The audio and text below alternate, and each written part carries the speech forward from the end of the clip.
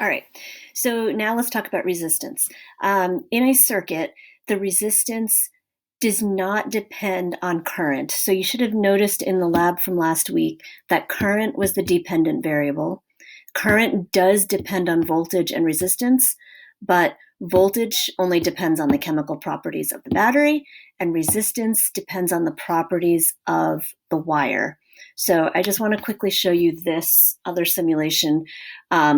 So resistance depends on three things. It depends on resistivity, which is the property that of the material that the wire is made out of. So if something has a high resistivity, then the resistance gets larger. And something with a low resistivity would make a smaller resistance. So copper, silver, and gold have low resistivities. So therefore, they have less resistance. And so that's why wires are usually made out of copper, and then silver and gold for electronics. Resistance also depends on how long the wire is. So obviously, if you have more wire, then there's more distance that the electrons need to be pushed through. So that would be more resistance. And they also depend on how fat or how thick the wires are, which is cross-sectional area.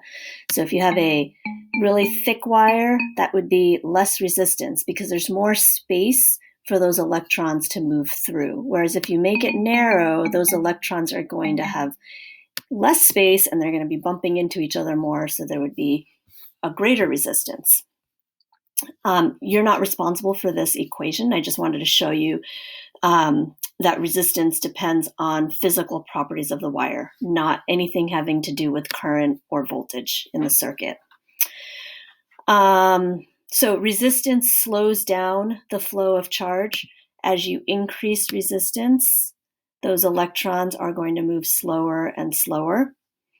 A light bulb has a wire in it also. That's a piece of filament, which is usually nichrome wire, at least in the incandescent light bulb. Later, we will probably talk about the LED bulbs that most people use now, which is different from this. This is like the original light bulb that Thomas Edison discovered. Everything has resistance. So the wire, the bulb, and even the battery has resistance, which we did ignore in the lab, but the batteries are going to have what's called internal resistance. So if you increase the resistance of the battery, then that would also slow down the flow of these charges, and it would decrease the current. We know that batteries have resistance because after you've used batteries for a long time, they usually get hot, and so that's an indication that there's resistance.